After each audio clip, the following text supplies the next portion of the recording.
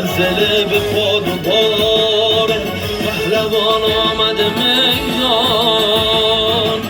همه وقت فراره موج خون میان میدان آمده حیدر دوران بی فشارت به زمین پا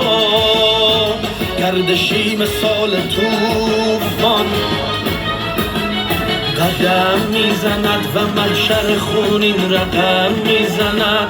نگاهش ببین که لشکر دشمن به هم میزند 200 مرد جنگ بدون جراحت به روی زمین ابر قدرت است و با خم ابروز دم میزند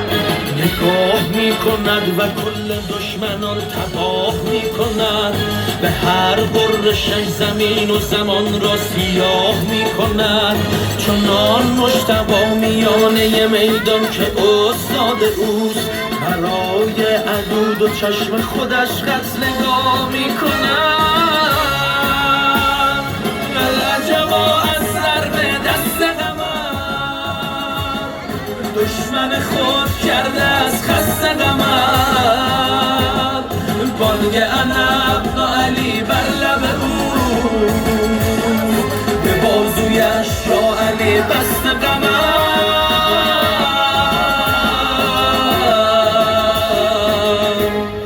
والله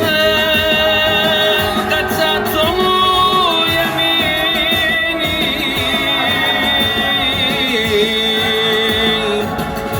انی اهامی ابدا